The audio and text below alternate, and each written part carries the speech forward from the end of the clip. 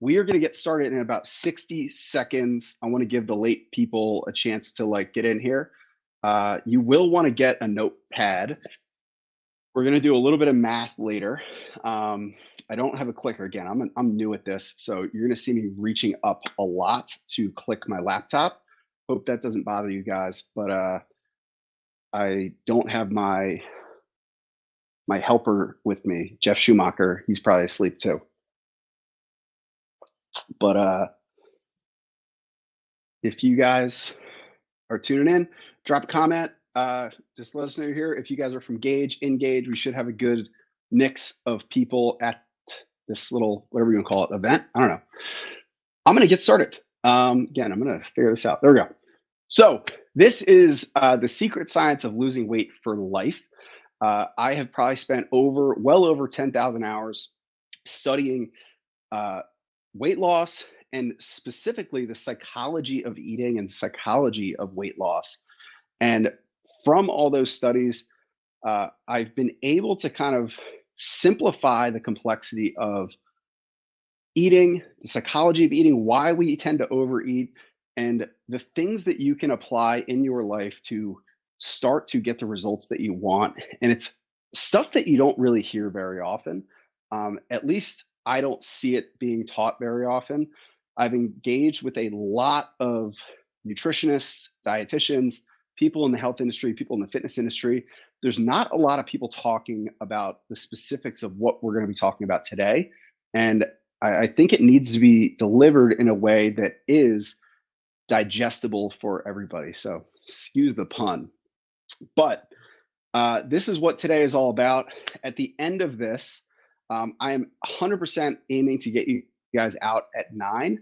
I have a 12-year-old girl, 12-year-old daughter that left her soccer cleats at my house, and her first day of practice is tonight or tomorrow in Reading, PA. So I got to drive the cleats out to Reading tonight to make sure she doesn't get cut from or embarrassed from the soccer team on her first day. So there is a gift at the very end of this. I hope you guys stay. If not, listen, there's recordings of these things that you'll see it, but it's a lot of new stuff that I've been working on that I'm going to be giving to you guys. So we're going to dive right in. Because I'm not an expert PowerPoint person, I don't have some great introduction to do for you guys, but I want to start diving into the secrets because we have a lot of content to get through. And the very first thing that we teach all of our clients at Gage and is the absolute most boring thing, but the most effective thing is you have to know the numbers when it comes to your metabolic rate and your overall metabolism. I'm going to give you guys a lot of numbers. If you guys don't have a pen, I would grab one right now because you're going to need it. So there is this common thing in the industry right now where there is I had ChatGPT write me up the 50 most popular fad diets that exist. Here's the list. I've done at least half of these throughout my life, whether it was just to experiment, to see what it was all about, to read the book, or to see if maybe they knew something that I didn't. I'm sure if you guys look at that list, there's going to be stuff that you've tried, that you have friends that have tried, that you have heard about and were probably interested in. The most amazing thing about these diets is that none of them really work because there's no one diet that is better than any others. And we're going to talk about the science behind that today because it is, a lot of times when I say that, it feels kind of like a cop out. It feels like people are like, yeah, but like, what's the real secret? So I'm going to show you the real secret and how you can apply that to your life. So all these studies or all these diets have been studied. They're, obviously they're self-funded studies that they publish the book on and tell you why their diet is the best way to lose weight or way to have a way of eating, which is what a lot of people call it. There's a lot of self-funded studies, but then you have the peer-reviewed or the public studies that are done. And this is like the world's most oversimplified explanation of how these studies are done. There is a hypothesis. They compare that hypothesis with a control and usually something else, and they test if that hypothesis was correct based on the results.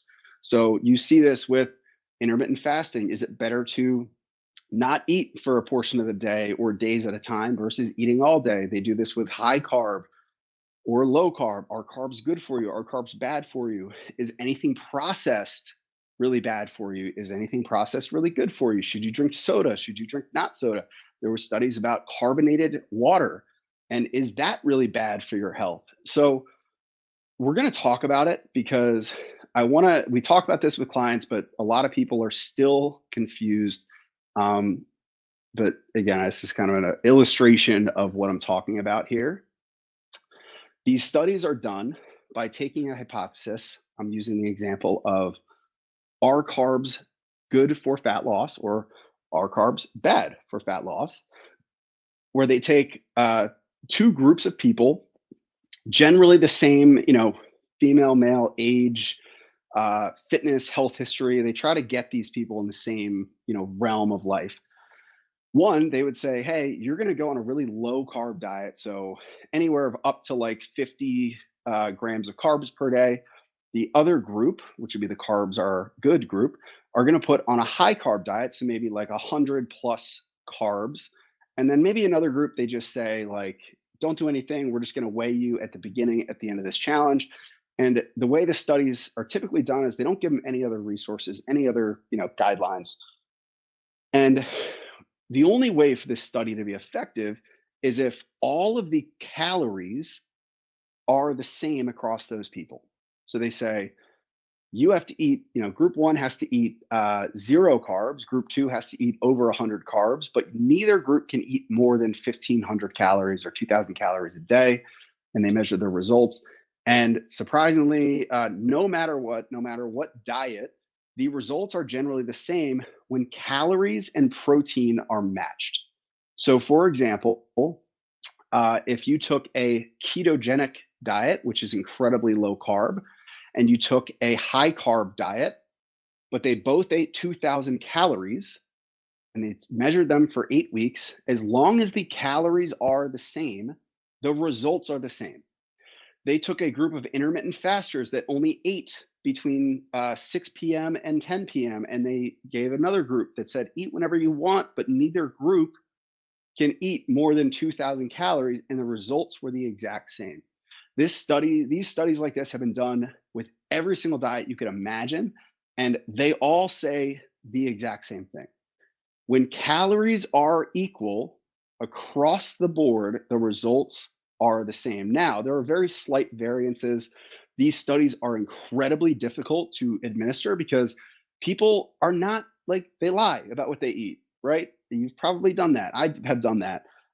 They are just not accurate, right? They think they're eating a serving size, but they're not. So what they conclude is there's no significant measurable difference between these outcomes, even if there's, slight differences. So, to hammer the point home, dieting results are the exact same across all diets as long as calories and protein are equal.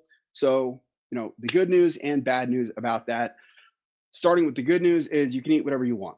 You don't have to be high carb. You don't have to be low carb. You don't have to restrict the eating windows and when you eat throughout the day. And the bad news is that's really confusing and that's really hard because now what the fuck do I do? Excuse my French, if you guys are not into that. Now what do I do? And this is probably the biggest thing that we get asked is, well, my friend said high carbs are good and low carbs are good. I just have no idea what to do. And people want to come to us and be told exactly what to do. And the problem is, you all need something completely different. And I want to simplify that as much as possible throughout this presentation. But the truth is, we are all, and I'm going to use some language here, we are all full of shit. And when I say that, what I mean is we are all comprised of incredibly unique bioorganisms that are comprised based on our genetics, based on our family history, based on the trauma throughout our life, based on stress that we deal with. Our gut microbiome is incredibly different across the board.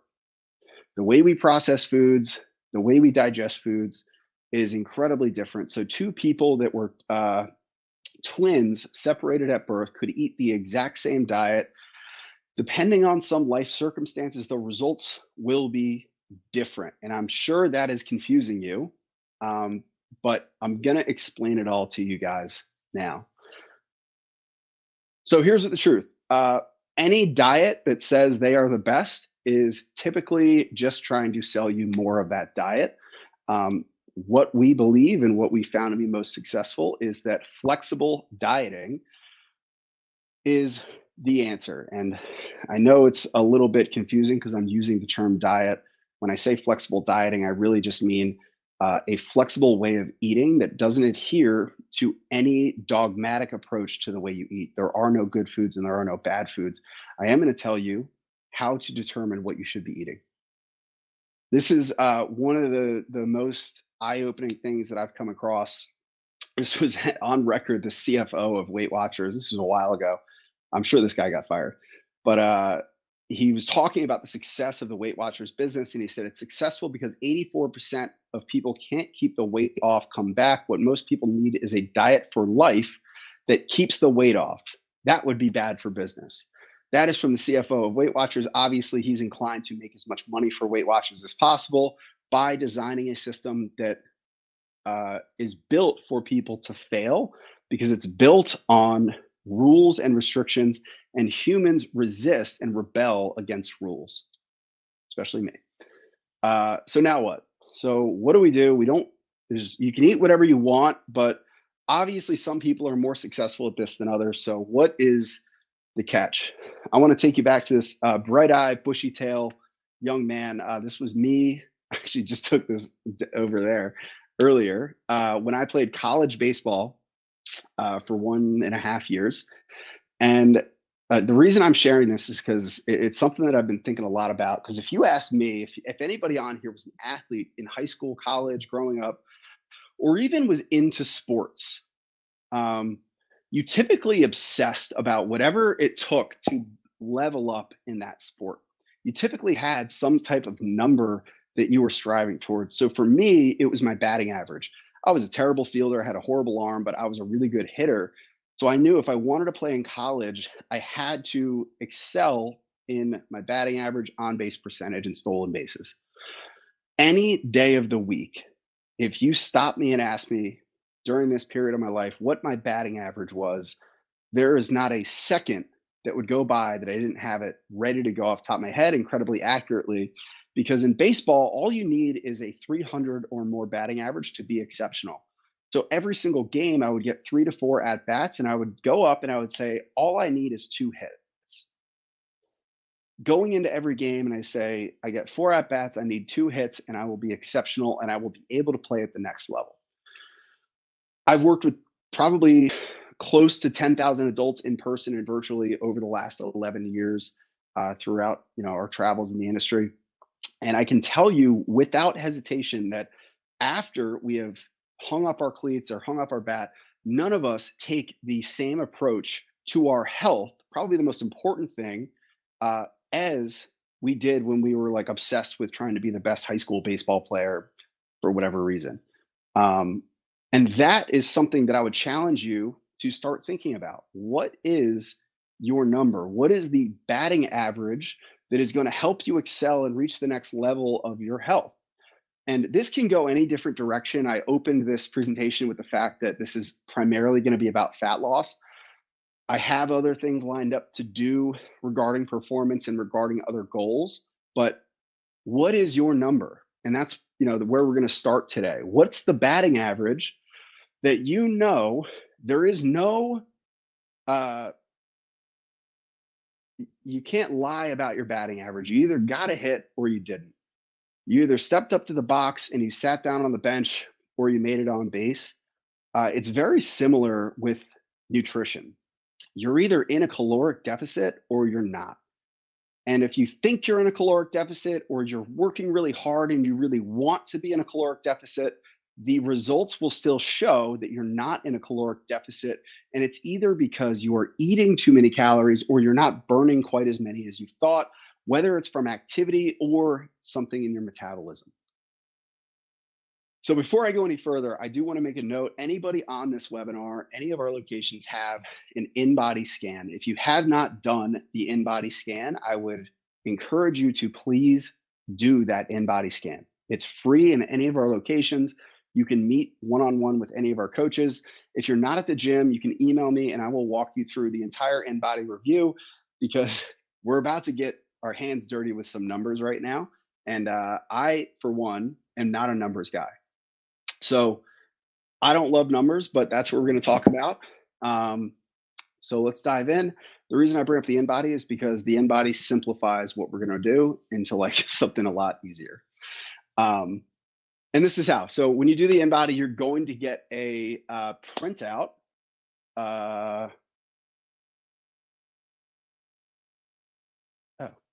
somebody not able to get in here? Anyway, comment if there's any issue with like the audio or anything like that. So the in-body scan gives you this printout. All right. Yeah, I think we're good. Sorry, I'm trying to read these comments. The in-body scan is going to give you these printout. All the numbers that we're going to talk about are associated with the numbers on this printout. So here it is, guys. If you want to lose fat, this is the first number that I need you guys to know. This is your first batting average type number. If you don't know this, you are really going to struggle with any type of fitness result that you want to get, whether it is performance, building muscle, or burning fat. So that initial number is what's called your total daily energy expenditure. Write these things down. Your TDEE, total daily energy expenditure, is the combination of everything that you do that burns calories. That it starts with your basal metabolic rate, your BMR. Just making sure nobody's trying to call me right now. Additionally, it goes into your NEAT, your non-exercise activity. So that is like fidgeting, carrying your kids up and down the stairs, walking out to get the mail, taking the stairs instead of the escalator at work. I don't know if anybody's got escalators at work, but the next one is one that we don't talk about very often, which is called the thermic effect of food. And that is how many calories your body burns just to digest food. And it's small, but it's important for what we're going to talk about. And the last one is EAT, and that is what's called your exercise activity thermogenesis. Okay, so the exercise that you're doing every day. Here it is simplified. If you guys want to write that down, take a screenshot. These compile all of the calories that your body burns every single day. You have to know this because the success of your fat loss pursuits has to do with eating less than you are burning. And it's not quite as simple as, some people might say, like everyone should eat a 1,500 calorie diet or 2,000 calorie diet. There is no one number. Every number is individual to you, your exercise routine, and your daily routine habits. And we're going to talk about that next. So for the layman's, if I spelled that word right, your BMR is what's called your basal metabolic rate, the base metabolic rate. Now, what does that number mean? So that number, I like to use this analogy of that number is what it costs to run your body. So every single function of your body, your heart beating, your lungs pumping, your hair growing, your fingernails growing, your eyelids blinking, all of that requires calories. Calories are the body's fuel source that we use to burn and create energy. So all of these functions require a base number of calories. Okay. So you can find this number on your in-body. There's a thing up there that says your basal metabolic rate. I'm going to show you later on how to get that number if you don't have an in-body or you don't have it in front of you, which is a good thing to know. But why is this number so important to know? Is because this comprises probably the biggest chunk of the calories that our bodies burn every day. So what's so important about this is, let's say you were a 200-pound male like myself, your basal metabolic rate is going to be about 1,500 calories a day. Now, why is that important? Again, if I wanted to lose weight, I want to be in a caloric deficit, but I never want to get below my basal metabolic rate. And I'll tell you why. Think of your basal metabolic rate. If any of you own a home or you pay rent to live somewhere, you know that owning a home comes with expenses. There's the mortgage, there's the utility bills, there's the cable bill, there's things that pop up that require extra money. That is how you want to think of your basal metabolic rate. Your body has bills. It's got your digestive system, which costs a lot of calories. It has your cardiac system, your heart beating, your lungs pumping, your brain uses a ton of calories. So your basal metabolic rate is all of the calories that fuels everything inside your body.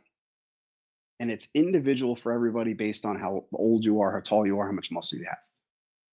So let's say you had a house and it cost you $1,500 a month just to live in that house, your mortgage, your utilities, all that. And you had a job that only brought in $1,000 a month.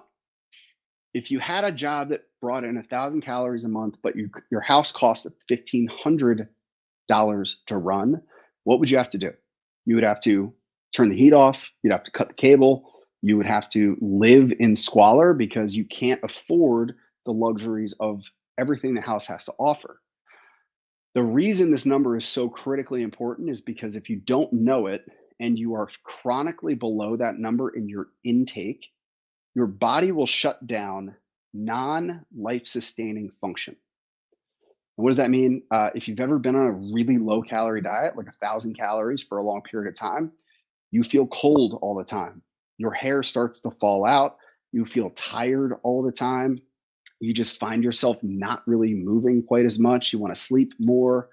That is essentially the function of living in squalor in a house because you can't afford the bills and expenses that come with that house.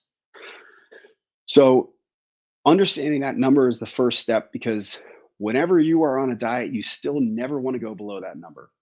So, the next number is what's called your NEAT. The next way that we expel calories is what's called your non exercise activity, essentially, how much you fidget, pace, and do daily. It has to do with your occupation, how fidgety you are. I'm like an ADHD kid, so I'm constantly bouncing my knee and twiddling with stuff. All of that requires calories and burns calories uh, versus somebody that is very sedentary. So I'm going to show you the differences in that number so that you can find your accurate number. The next one is the thermic effect of food. I just took my staff to Fogo de Chao recently, and definitely, if you've ever eaten a gigantic high protein meal, you'll be familiar with the meat sweats. And that is because every calorie of food or every macronutrient that we eat requires calories of us to burn and digest. High protein meals, we're going to talk about later, require a lot more calories, so it burns a lot more. That's why you get the meat sweats. So the thermic effect is an expel of it's yeah, it's calories that get burned in addition to what you're bringing in. And the last one is how hard you train at the gym. It is the exercise that you're doing. If you train at Gauge and Engage, obviously that's going to be incredibly high. Right. So I hope that was a really good example. Like I said, the InBody, you can find your basal metabolic number here, and I'm going to show you the rest. So the rest, if you don't have an InBody, and if you want to find your basal metabolic rate, I'm going to give you time to fill out this formula right now. That's right. Fred just said the InBody has an app, and the app was just upgraded recently, and it's really, really good. So if you don't have the InBody app, I would suggest getting that app. So this is what's called the Harris-Benedict equation. This is the math that I was talking about. And it was discovered by this guy, Harris-Benedict, or Harris and Benedict. It's been revised over the years.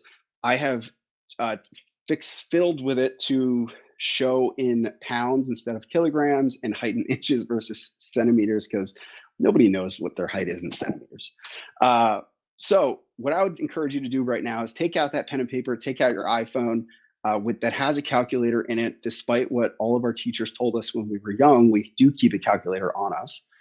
For men, you're going to take 66.47 and you're going to add. So remember PEMDAS, parentheses, you do that equation first, 6.24 times your weight in pounds. Then you're going to add 12.7 times your height in inches. And that's supposed to be in parentheses. I made that mistake. And then you're going to subtract 6.755 times your age Females, I don't have to read the whole thing. You can go through this whole calculation. Take that. I do take look at the method of math. No, I'm so bad at this. Method of math, plus minus multiplication. I screwed this up actually several times when I was doing it myself today. Um, but this is how you can formulate and calculate your individual metabolic rates to somewhat accurate level. The in body is going to be a lot more accurate because it's going to take into account your muscle mass and fat mass, which has different caloric needs. But don't worry, it's still on here. I gave you an example of myself. So this is Devin Gage in the top hand corner. Um, Here we have a 34-year-old male, 208 pounds, 5'9" on a good day. That's what I tell everybody. Um, and that is my formula, and it equates to about 2,000 calories a day, which is fairly accurate with the in body. So the in body may tell me I'm like 2,100 or 1,900, but it's pretty much right in line.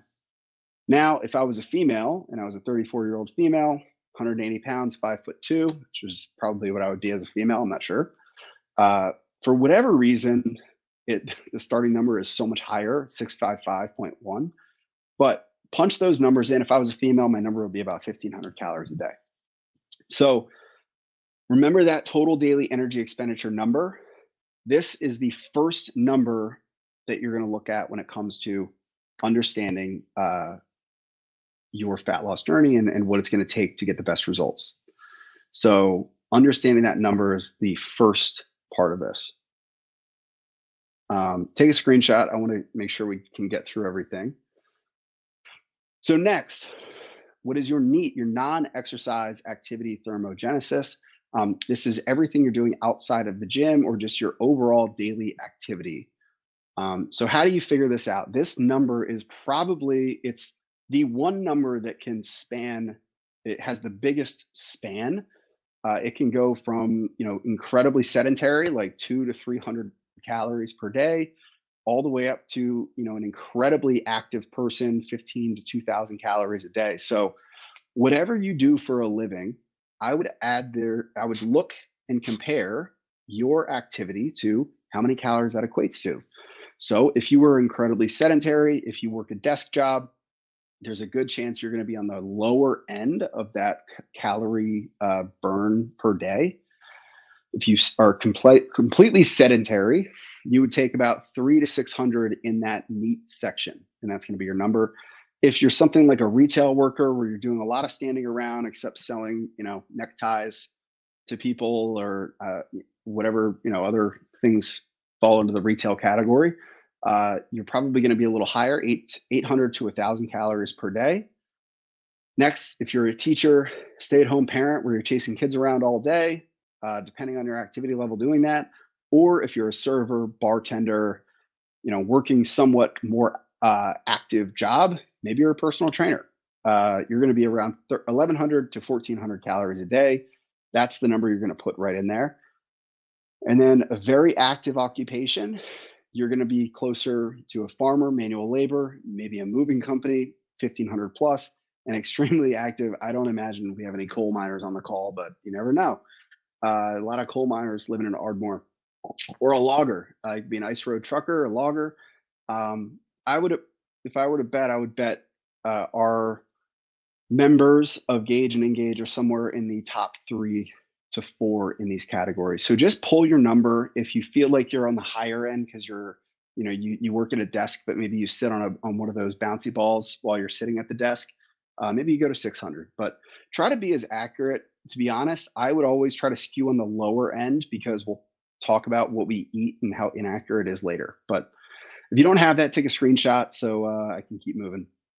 So the next number that we're going to talk about that you have to know if you want to be successful in your fitness journey is what's called the thermic effect of food.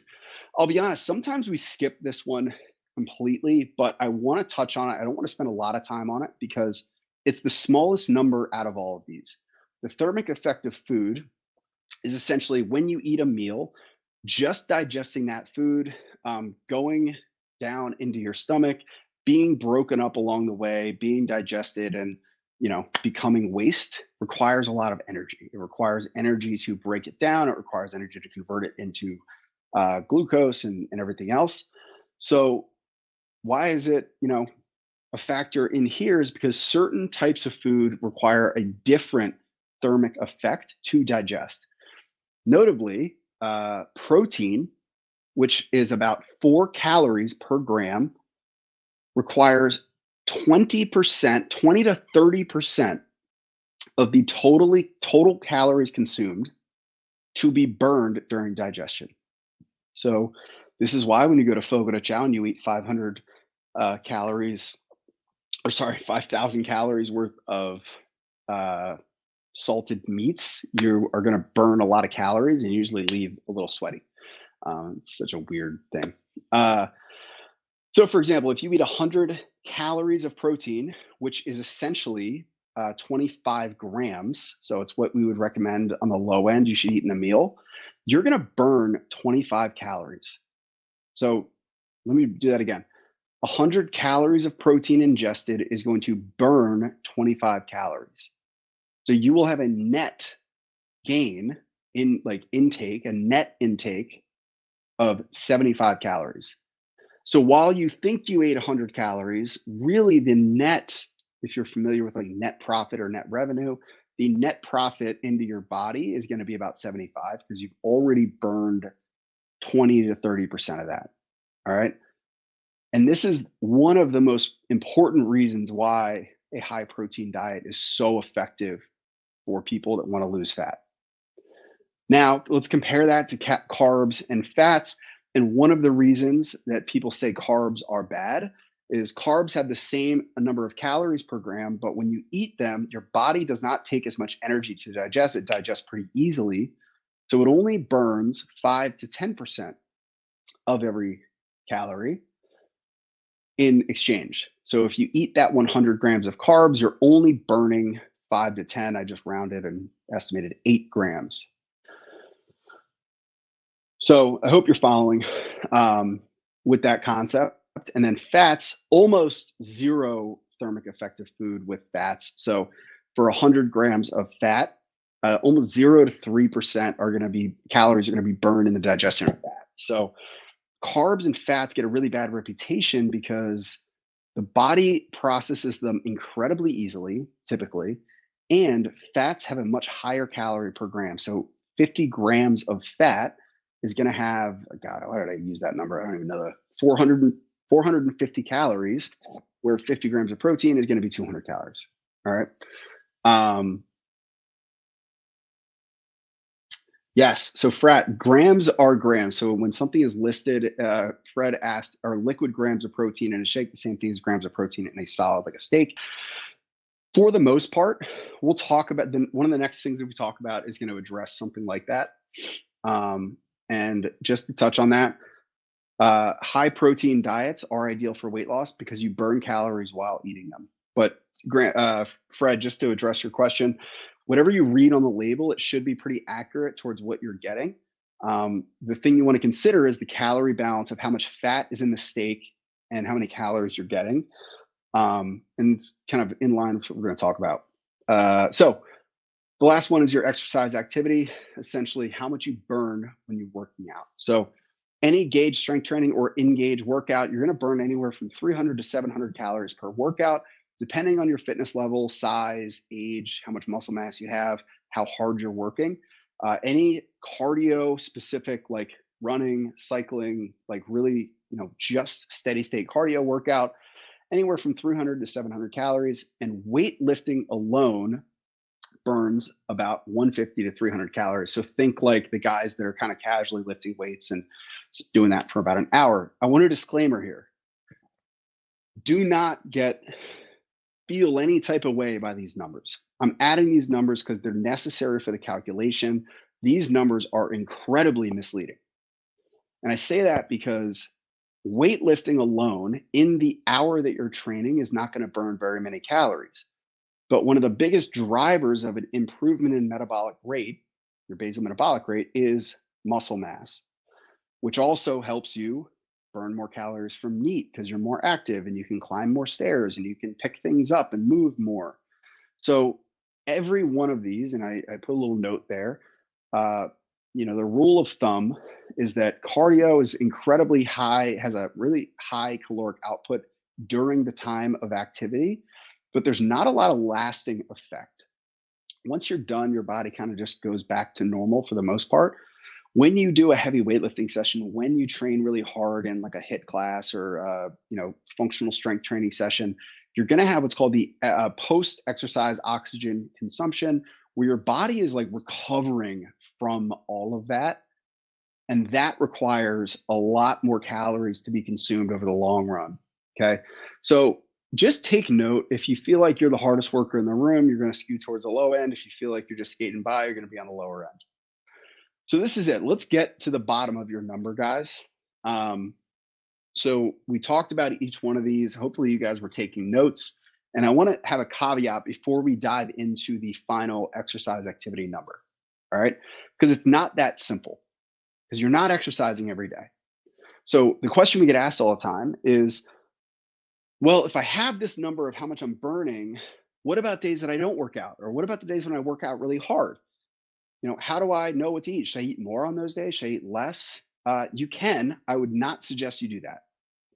It becomes way too complex if you are on the upper echelon of fitness and you're really fine tuning, you're competing in bodybuilding or strength sports, and you really need to tweak things, then you want to get like really minute with that stuff and really granular. For the general population that want to lose 20 to 50 plus pounds, you probably don't need to worry about it.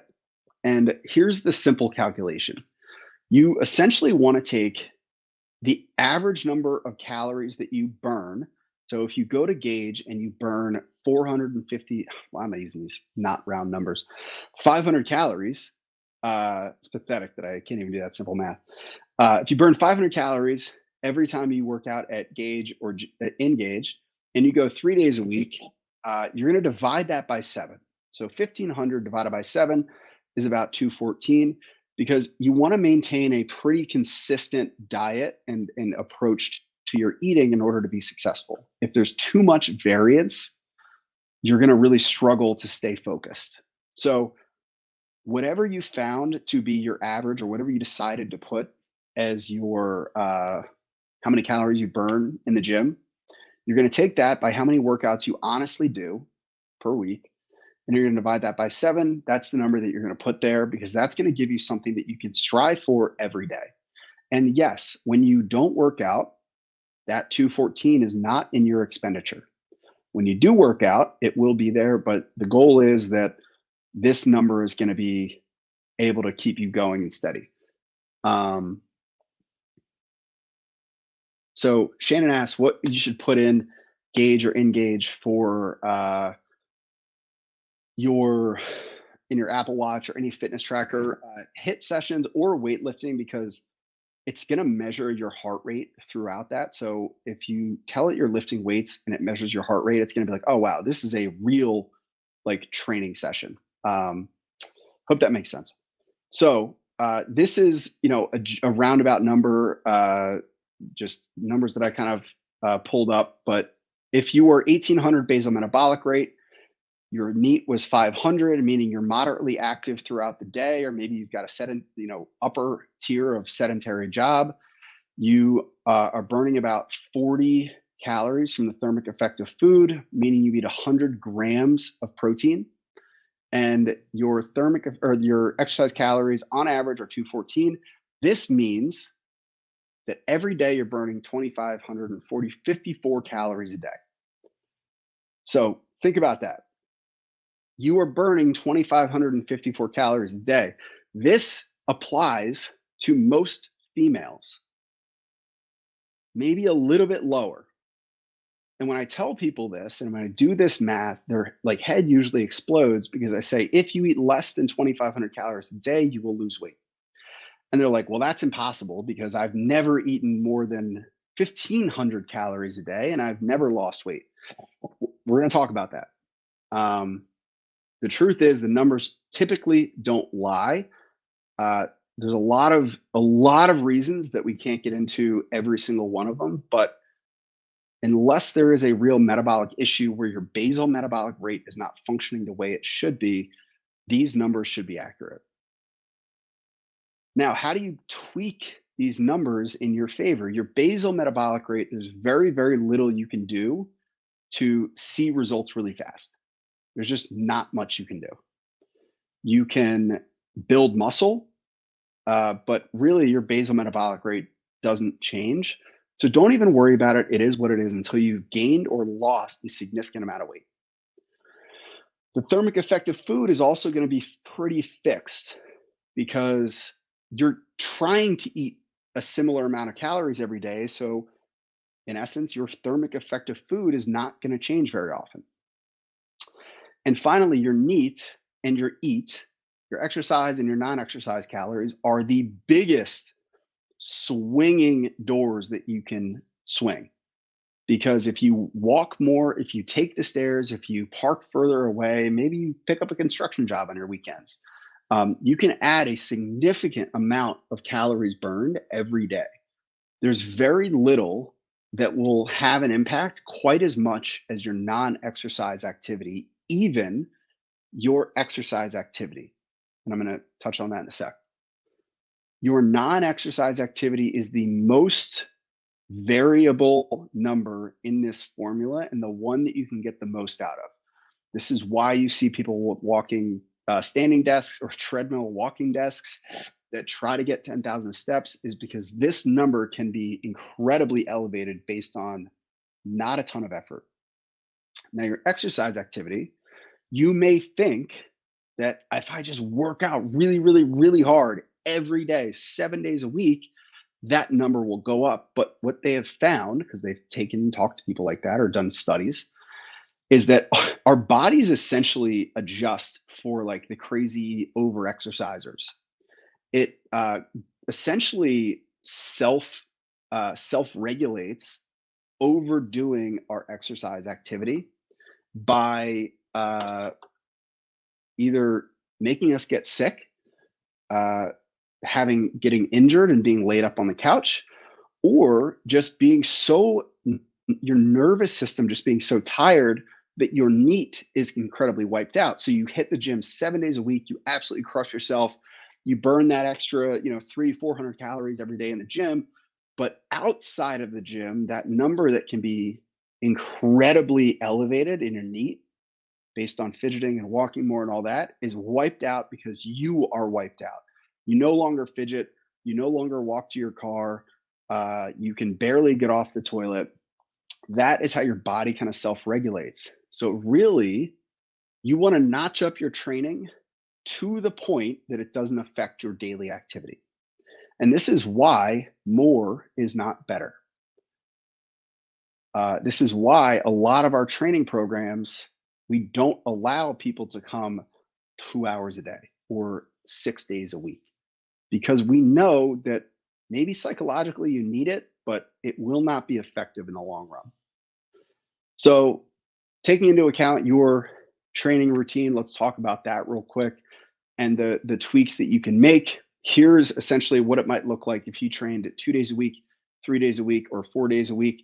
Again, it's estimating 500 calories per workout. Your weekly or your daily average is 142, 214, 285. Not a massive difference. The difference is going to be the adaptation with building muscle and what that does for your body. Okay.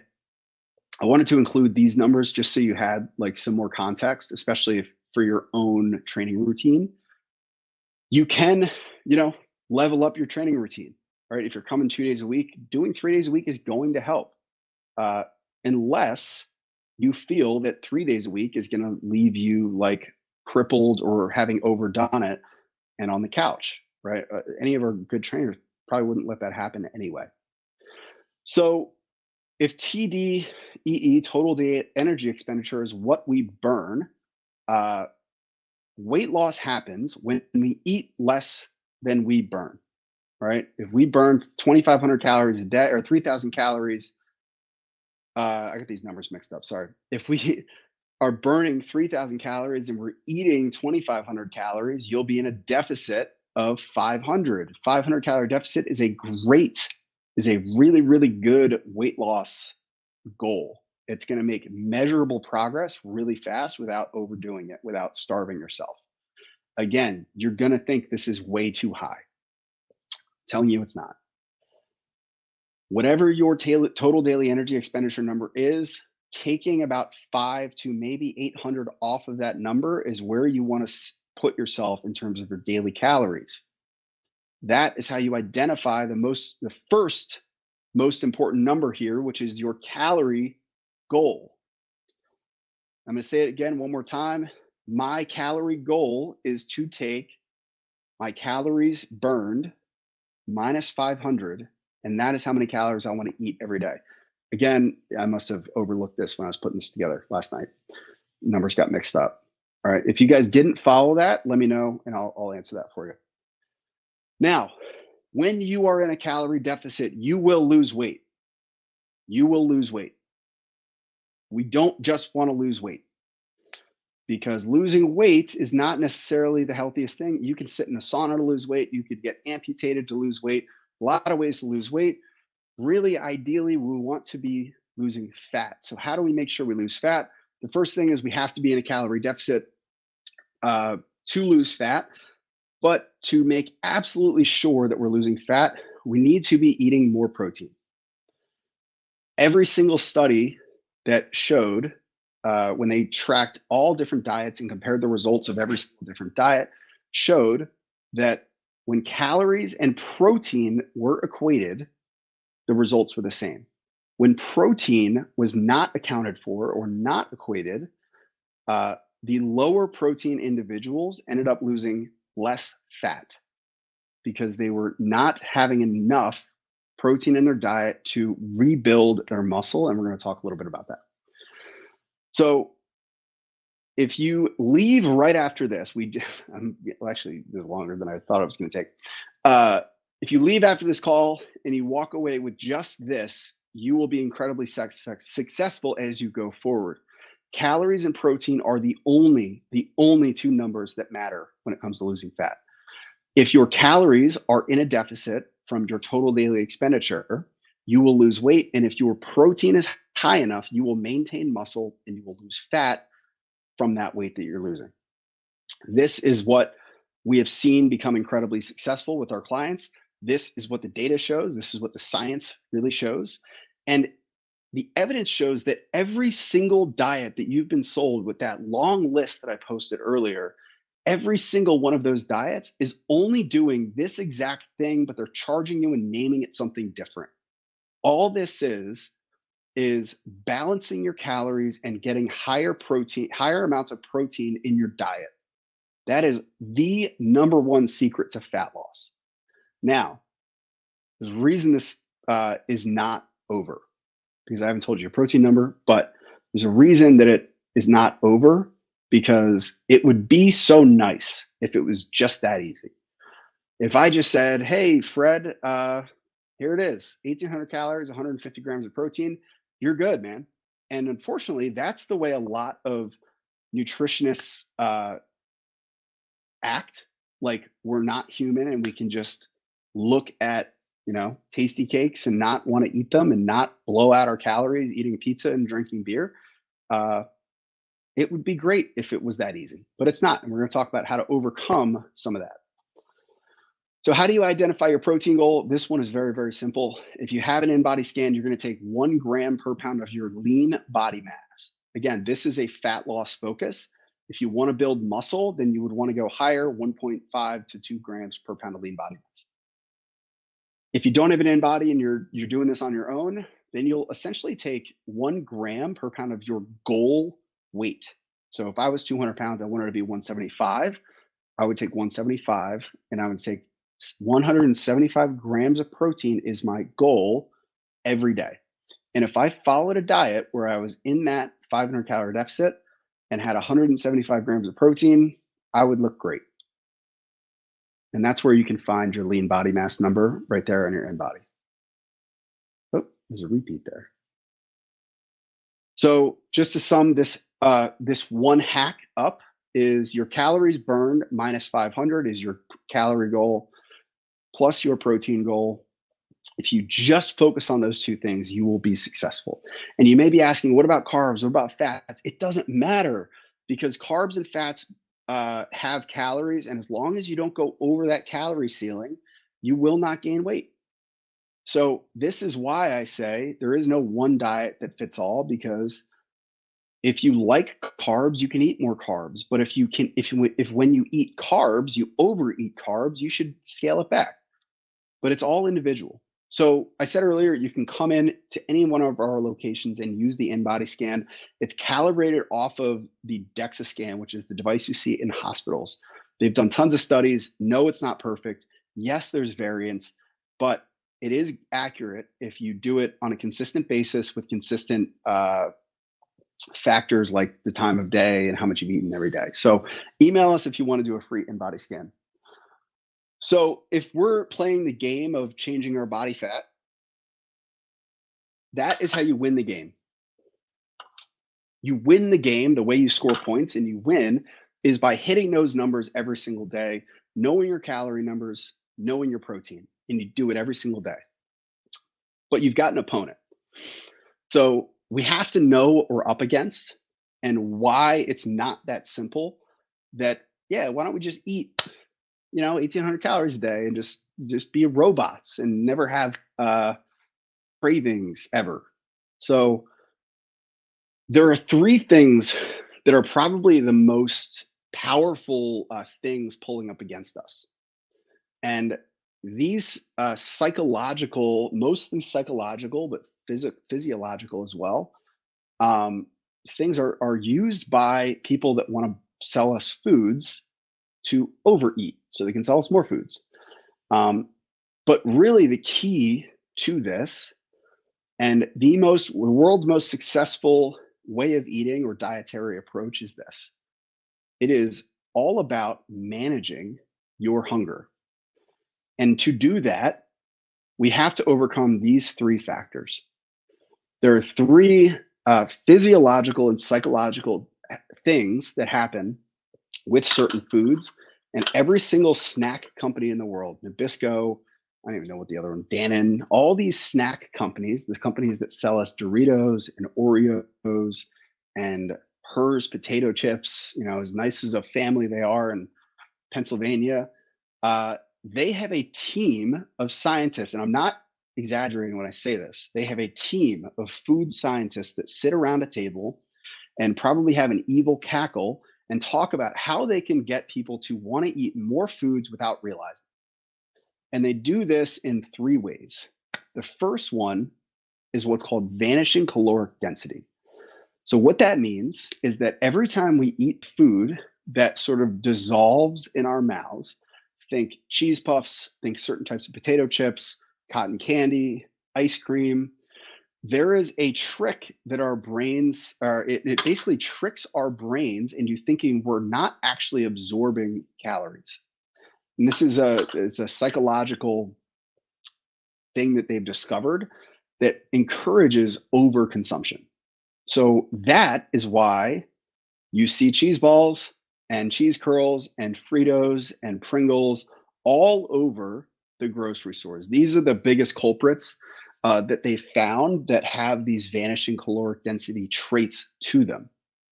So these are manufactured specifically to get you to eat more than you would otherwise have eaten, right?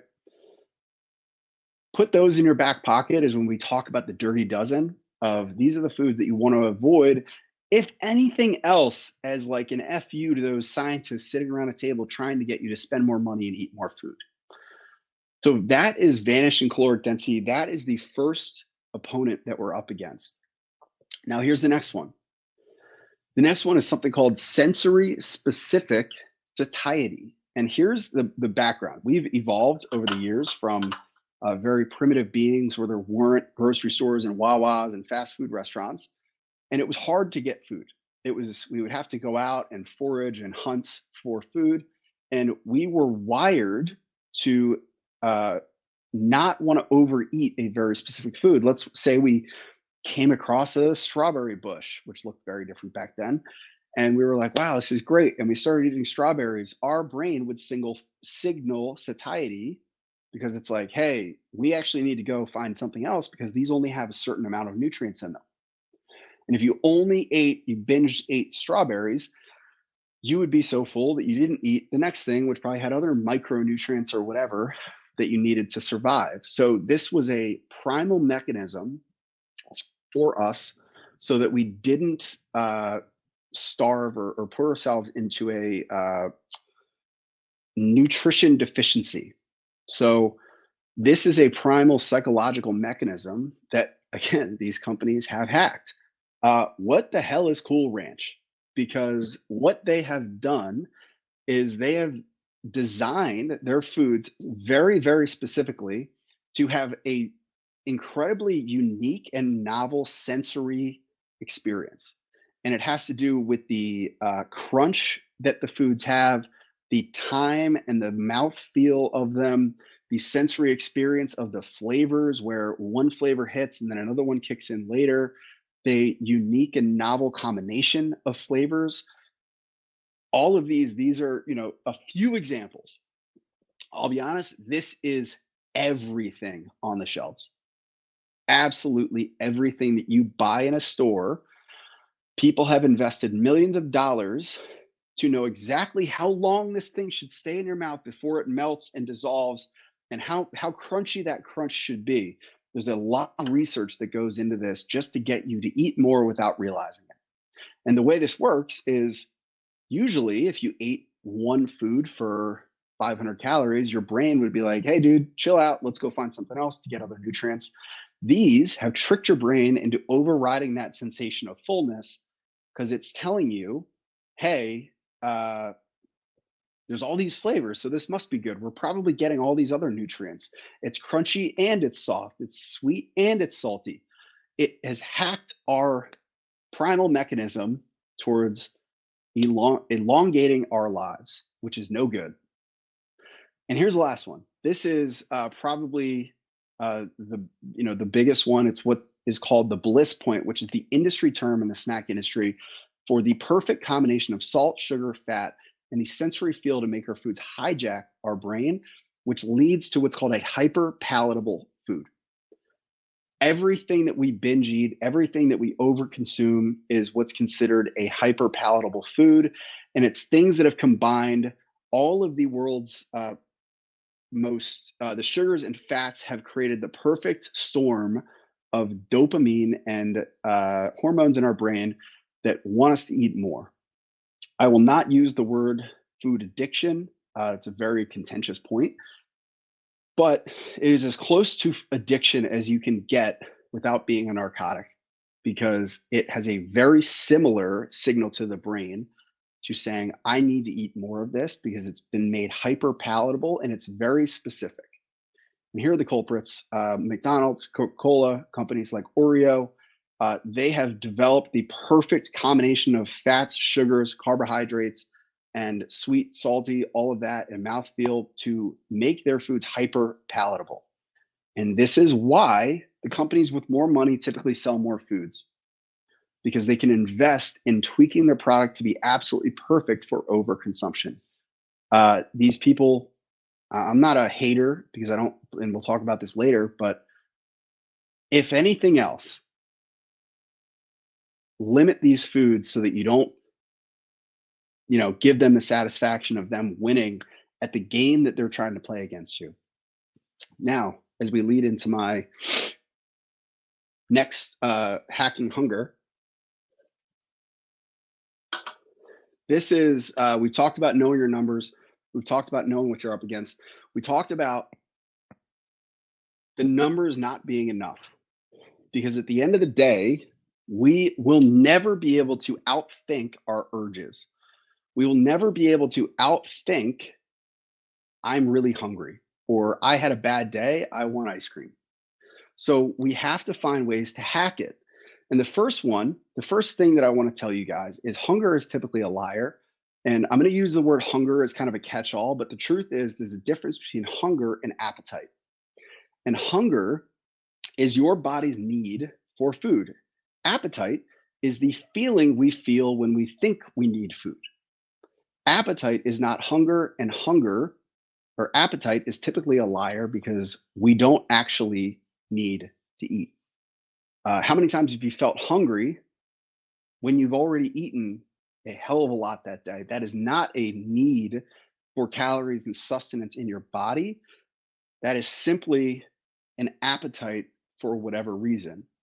Write this down. Our brains are wired for familiarity, for what is familiar, not what is good. Our brains are wired for what is familiar, to crave what is familiar, not what is good. And the next one is what's wired together fires together. So write that down. I'll quiz you guys later.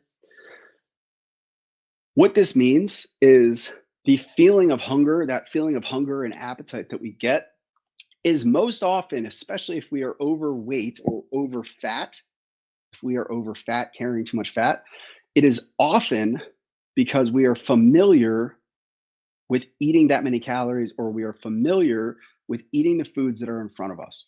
So these are the reasons why we typically feel hunger and the times in our day that we should typically question our hunger. The first one is when we feel stressed or tired, when we're not sleeping really well. That will hack our hunger hormones, ghrelin and leptin, to make us feel more hungry than normal. I think it's Vince Lombardi. It says, "Fatigue makes cowards of us all." It makes you lose your courage when it comes to facing Wawa and the drive-throughs on your way home.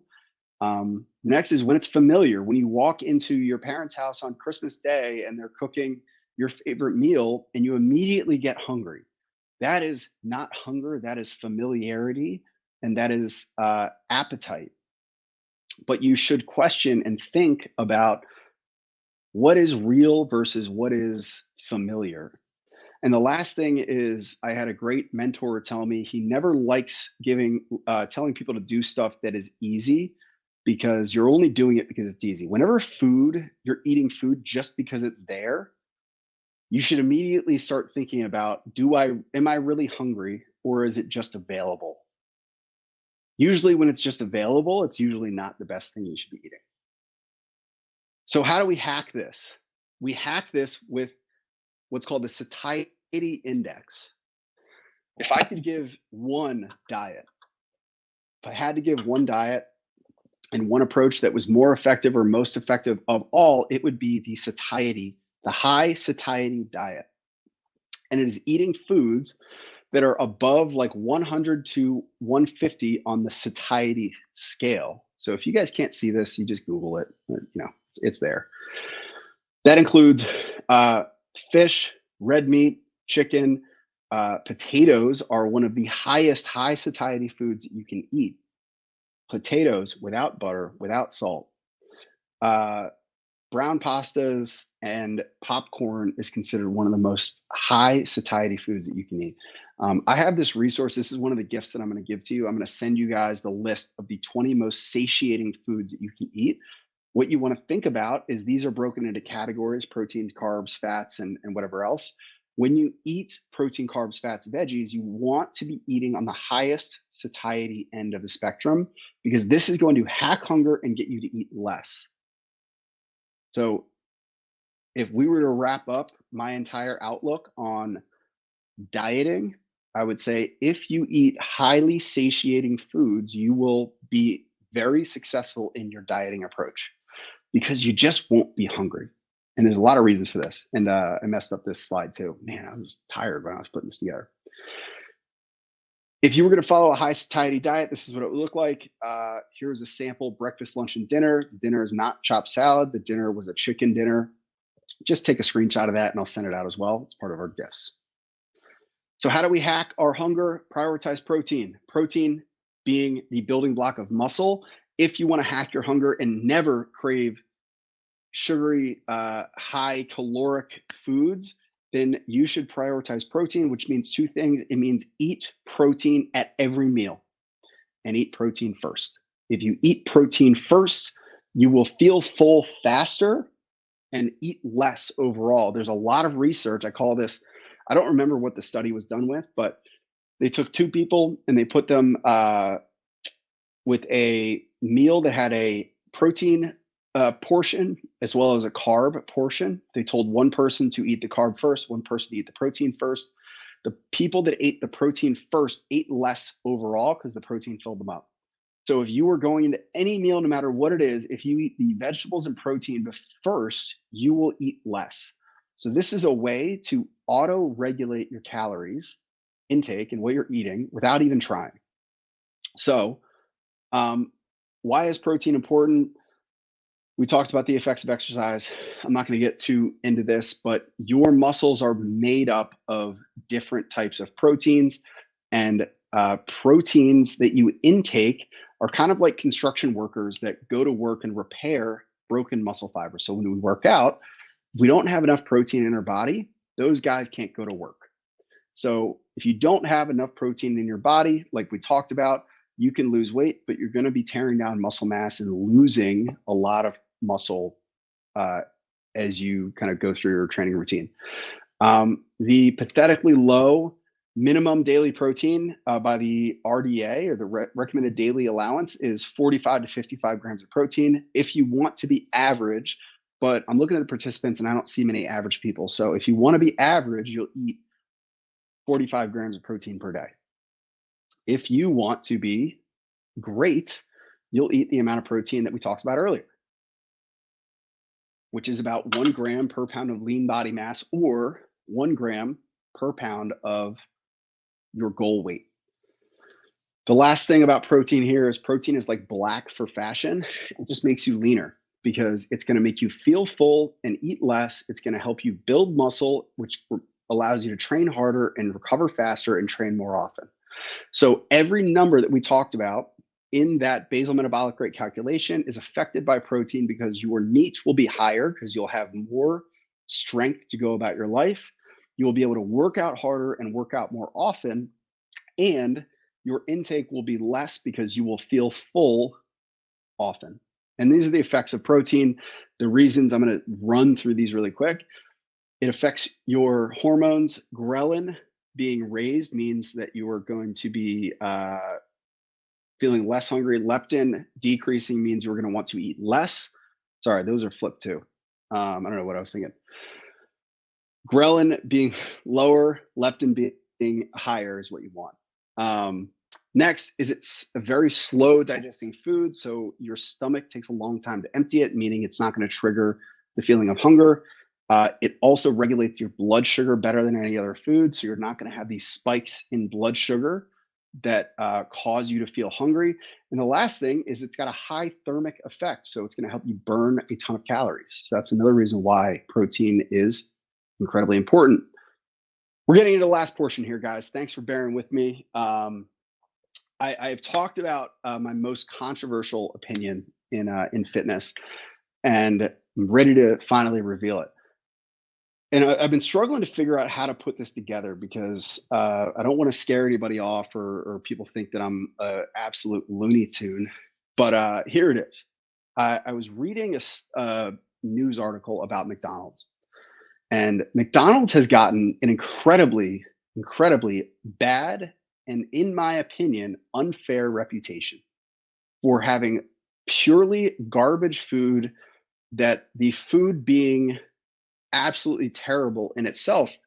And the article was about McDonald's being the most scrutinized restaurant in the entire world, where because of this reputation, not only have they been public about every ingredient, the farmers they're getting their food from, and having open invites to where their food is being made, uh, they have also been incredibly scrutinized from the outside, with people coming in, testing the food, testing the equipment, testing the ingredients. And here's what they found: the ingredients that McDonald's uses in their food, the beef, the potatoes, the chicken, all of that is incredibly insignificantly different. I don't know if that makes sense. Is an insignificant difference than anything else you would buy in any other store. McDonald's beef is 100% beef.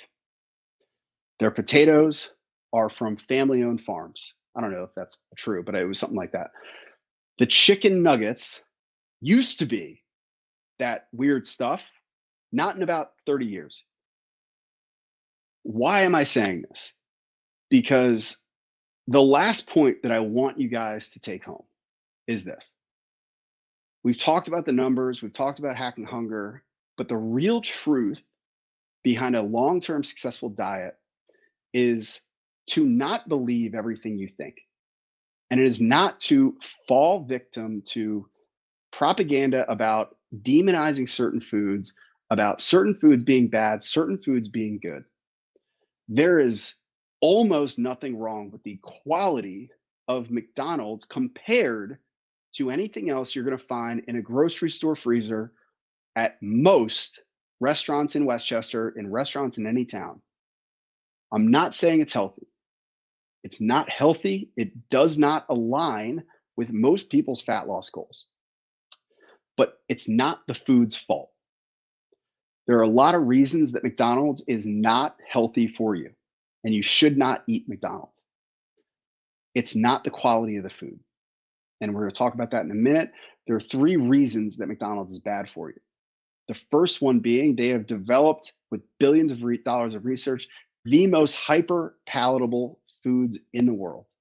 They have perfected the way they cook, store, and transport their foods to hijack your hunger and make you want to eat more than you would anywhere else. The softness of the buns, the crunchiness of the pickles, all of that is incredibly manufactured to deliver the most perfect food experience for you. There is no difference in the food, it's just the selection and preparation of it that was manipulated to be perfect. Number two is the accessibility of McDonald's. They know that human beings are going to always fall towards the most convenient option. So they have made their food the most convenient option with drive throughs and being on every single corner and being in a big red building, not anymore, but they know that you are going to choose them over the other place that's harder to get to and you got to get out of your car.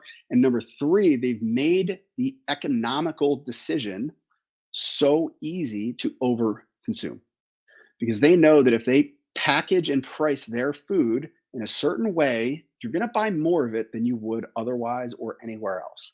So, no, I'm not defending McDonald's business practices or the impact that it's had on the entire world. I think it's terrible. But I am defending the feelings we tell ourselves or the way we feel about ourselves when we allow ourselves to eat it. Because if I could give you one piece of advice that leads to long term success in fat loss, in fitness, and really in anything, it is that it is to not associate your self worth with the behaviors that you make. When you go to McDonald's and if you feel that that food is trash, you're going to feel like yourself is trash or you are an unhealthy person, which is not the case. And this leads me to how to win the game of fat loss. And it is to be the change that you wish to see in yourself. It is to think of yourself already being the person that you want to be. Don't look at foods as good or bad. Do not approach things with an idea or the mindset of restriction because human beings, when they feel restricted, they want to rebel. Start losing our sense of autonomy. And when we're told that we can't, we want to obsess about doing that thing. It's purely human nature. The food is not the problem. The problem is the way we allow and label ourselves and the way we allow ourselves to feel after eating the food. And I know people on here probably know what I'm talking about when they eat junk and they say, I'm so bad at this, or I'm just not a healthy person. I just can't do this diet thing. That is the mind or the self-talk that happens when we start to associate good and bad foods. Number two is you have to stop the guilt cycle. And I'm going to give you an example of this next. But when we attach guilt towards the behaviors that we have, we act in a way that's going to validate that behavior. If we say, I'm such a fat loser because I just went to McDonald's 3 days in a row, we are going to validate that feeling about our identity through our behaviors because we always want to be right. So when we start telling ourselves that I'm a fat loser, we're going to start behaving in a way that validates that. So we can say, see, I told you. And finally, this is an example of that. How do you stop the guilt cycle? When you join a gym or start following a nutrition or diet routine, um, you encounter the everyday hiccup where you eat a bad food, you stop at McDonald's for lunch, you overeat, you have ice cream at dinner, and you have two decisions to make, or one decision to make. The first one is to say, I'm human and I'm going to keep doing this because one hiccup is not going to throw me off track. Or you can spiral into the toxic cycle, which says, I'm a big fat loser. And you follow what big fat losers do, which is keep eating badly, kick yourself when you're down, and stay in a bad place until you lose all the progress that you did make over the last couple of weeks or months and eventually, hopefully, get back on track. But you can make the decision to not fall into that cycle.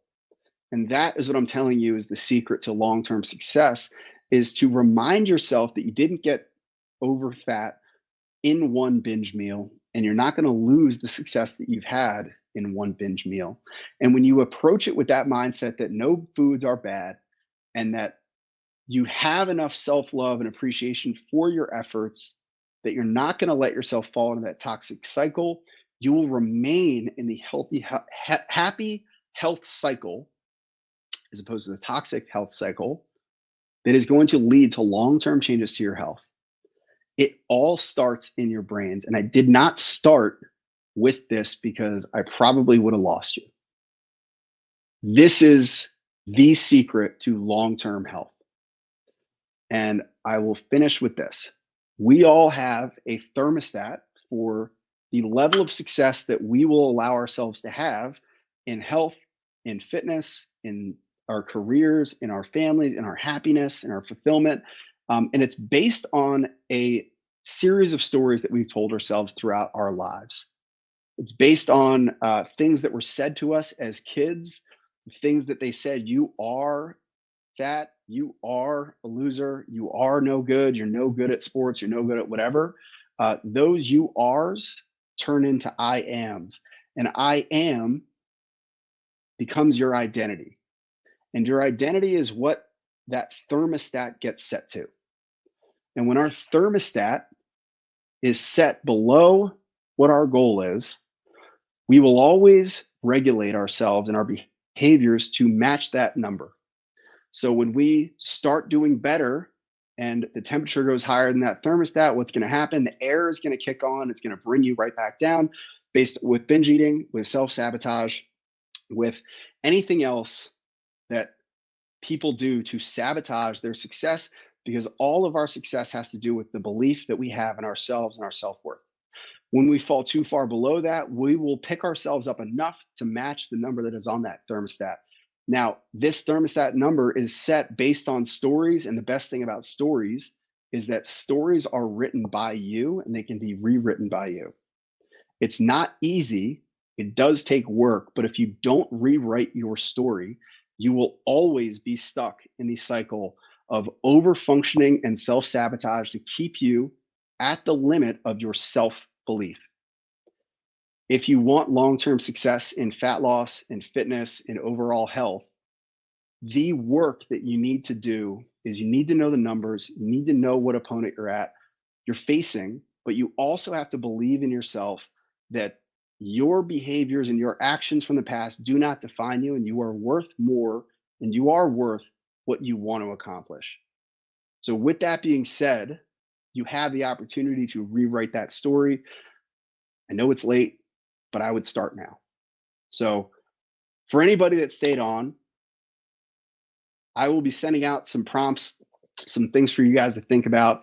If that resonated at all in any area of your life, uh, I hope it did because I think it's just human nature.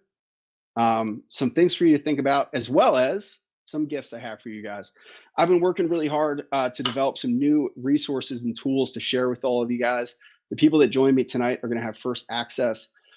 The first one being I created a list of the top 10 guilt-free cocktails, the lowest calorie cocktails that you can have. Listen, we're a gym that likes to drink. I don't think anybody's going to argue that. So if you do want to have cocktails, these are the lowest calorie options, have the least impact. I've developed a post-menopause nutrition and training guide. So what this includes is interviews that I've done with leading experts in postmenopause, the metabolism of the postmenopausal female, how much they should be eating, the way they should be eating, and the way they should be training. It does include workouts. It includes sample nutrition plans and video interviews that you can follow along. I've got a macro tracking cheat sheet so that you can understand what macronutrients are, how to track them, and how to apply them to your routines if you find that is successful for you. I've developed a 12 exercise home mobility routine that I would encourage you guys to start adding into your routine to improve your recovery, improve your mobility, improve your flexibility, start sleeping better, start recovering from your workouts so you can train harder. These are daily things that you can apply in only minutes. The next one is our new Engage on the Go workout plans that you can take with you when you travel or if you are out of the gym for any reason. These are video workouts that require no equipment. So what you'll find in here is a list, it's a PDF with links that will take you to some of our best home workouts, the highest rated home workouts we've ever done. If you go on vacation, there's a 7 and 14-day version. So if you go on a 7-day vacation or 14, if you're like that, go on a 14-day vacation, you can do that, complete that workout routine. So there is zero reason you shouldn't maintain your fitness and return right back to the gym. And finally, I told you guys we're a gym that likes to go out for drinks. I developed the Wine Lovers Meal Plan. Fred, I do have a beer guide, actually. In fact, it's pretty much the exact same thing because the calories are very similar. But the Wine Lovers Meal Plan, I didn't include the beer drinkers because I just didn't. But I'll send that out as well. The Wine Lovers Meal Plan. We have a lot of clients that love drinking wine. This is the plan for women that want men, and sorry, I like to drink wine too. People that want to drink wine in their diet and still see a lot of success. And I have one more thing for you guys. Typically, when we run events, we like to give a gift card for anybody that attends to share with a friend. This will be applied to any gym. If you have a friend that wants to join the gym, we typically sell a $500 gift card for half price. So for $250, you can give a friend a $500 gift for tonight. If anybody wants to redeem this gift and give it to a friend, we are giving it to you guys for free. So for anybody that stayed on, we have a $500 gift card that you can send to a friend or family member that you know could benefit from our program to get them in the door. Of course, we are all somewhat self-motivated. Anytime you refer somebody that joins the gym, you will get half off your next month and the Perkville points, which are always nice. If you refer a friend within the next 36 hours to this $500 deal and they join, you will get a free, 100% free month. So if you bring a friend and you email me their info or Katie or any other gym in the Engage World universe, we will get them $500 to credit their membership. And if they end up, you shared this with a friend. So thank you guys again. I really appreciate your participation and your comments and your encouragement for those that stayed on this whole time. And have a good night.